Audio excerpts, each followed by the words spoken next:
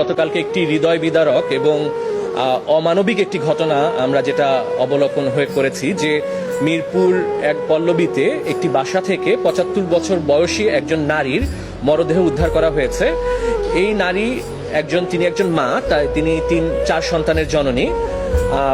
তার মরদেহটি পচা অবস্থায় এবং পোকামাকড় লাশটিতে পোকামাকড় সহ পাওয়া গিয়েছিল এবং পুলিশ প্রাথমিকভাবে ধারণা করছে যে এই বাসাটিতে নারী ৭ থেকে ৮ দিন আগে তিনি মৃত্যুবরণ করেছেন।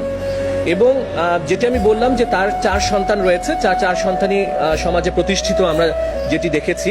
এর মধ্যে একজন হচ্ছেন উনি সরকারের উচ্চপদস্থ কর্মকর্তা হিসেবে রয়েছেন, একজন বাংলাদেশ প্রকৌশল বিশ্ববিদ্যালয়ের অধ্যাপক হিসেবে রয়েছেন, একজন প্রবাসী রয়েছেন এবং তিনি যে ফ্ল্যাটে থাকতেন সেই ফ্ল্যাটের পাশের রুমেই থাকতেন ওনার স্কুল শিক্ষিকা নিজের কন্যা। এই পরিস্থিতিতে এই অমানবিক ঘটনায় আমরা এবং এই প্রেক্ষাপটে আমরা একটি রিট পিটিশন দায়ের করেছি।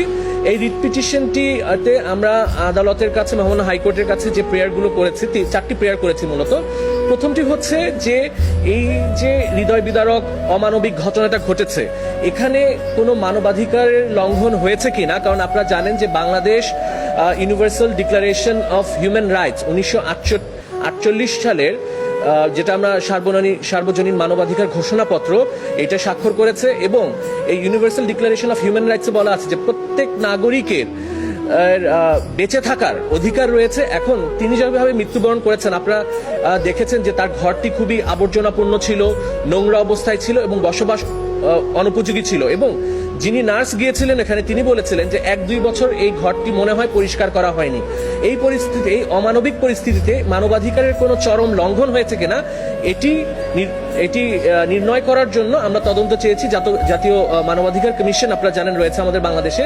জাতীয় মানবাধিকার কমিশন এই বিষয়টিকে তদন্ত করে তারা নির্ণয় করবে যে এখানে এই বৃদ্ধা নূরজাহান বেগম, ওনার মৃত্যুতে কোনো মানবাধিকারের লঙ্ঘন হয়েছে কিনা।